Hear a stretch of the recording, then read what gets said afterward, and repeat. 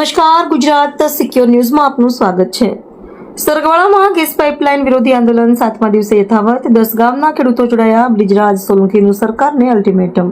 ધોળકા તાલુકાના સરગવાળા ગામમાં જીએસપીએલ ગેસ પાઇપલાઇનના વિરોધમાં ખેડૂતોનું આંદોલન આજે 7મા દિવસે પણ અવિરત ચાલુ રહ્યું હતું। આંદોલનમાં સરગવાળા સહિત આસપાસના 10 ગામના ખેડૂતો, સરપંચો, આગેવાનો, વડીલોની મોટી સંખ્યામાં મહિલાઓ જોડાઈ ખેડૂતોને સમર્થન આપ્યું હતું। આંદોલન દરમિયાન ખેડૂતોને ગ્રામજનોએ તંત્ર સામે સૂત્રોચ્ચાર કરીને પોતાની માંગણીઓને લઈ ઉગ્ર વિરોધ નોંધાવ્યો હતો। ખેડૂતોનું કહેવું છે કે તેમની જમીન અને હિતને નુકસાન પહોંચાડતી ગેસ પાઇપલાઇન અંગે યોગ્ય નિર્ણય લેવામાં આવે અને તેમની રજૂઆતોને ગંભીરતાથી સાંભળવામાં આવે। ખેડૂતોના સમર્થનમાં આજે ખેડૂત આગેવાન બ્રિજરાજ સોલંકી સરગવાળા ગામે પહોંચ્યા હતા। તેમણે આંદોલનકારી ખેડૂતો સાથે મુલાકાત કરી તેમની રજૂઆતો સાંભળી અને લડતને સમર્થન આપ્યું હતું। આ દરમિયાન બ્રિજરાજ સોલંકીએ સરકાર અને તંત્રને અલ્ટિમેટમ આપતા જણાવ્યું કે જો ખેડૂતોની માંગણીઓનો તાત્કાલિક સંતોષકારક ઉકેલ નહીં આવે તો આવતીકાલથી તેઓ 10 ગામના ખેડૂતો સાથે ધરણા પર બેસશે અને આંદોલનને વધુ ઉગ્ર બનાવશે। આંદોલનકારીઓએ પણ સ્પષ્ટ કર્યું હતું કે જ્યાં સુધી ખેડૂતોને ન્યાય નહીં મળે અને તેમની માંગણીઓ સ્વીકારવામાં નહીં આવે ત્યાં સુધી આંદોલન યથાવત ચાલુ રહેશે। Reporter Ramesh Solanki, Gujarat secure news, Dholka, Saragwala. 18 વર્ણના લોકો, દરેક સમાજ, જ્ઞાતિ અને ધર્મના લોકો પક્ષપાત ભૂલીને, જ્ઞાતિ જાતિ ભૂલીને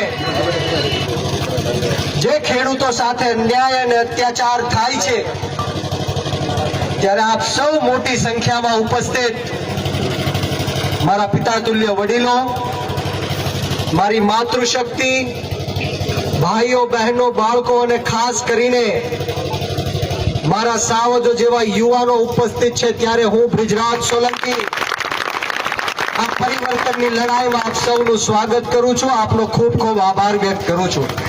તમામ પ્રેસ અને ઇલેક્ટ્રોનિક મીડિયાના મિત્રોનું આ તકે હું ખૂબ ખૂબ સ્વાગત કરું છું। જે રીતના આ બાવળા અને ધોળકા તાલુકાના અનેક ગામોની અંદર આ સરકાર ખેડૂતોની પરવાનગી વગર, સહમતિ વગર કે એક પણ રૂપિયાનું વળતર આપ્યા વગર જે રીતના ગેસ લાઈન ખેડૂતોના ખેતરની નીચેથી પસાર કરવા માંગે છે એના વિરુદ્ધમાં આ ગામના અને સમગ્ર આજુબાજુના ગામના ખેડૂતોએ એ છેલ્લા 1 મહિનાથી આંદોલન કર્યું હતું।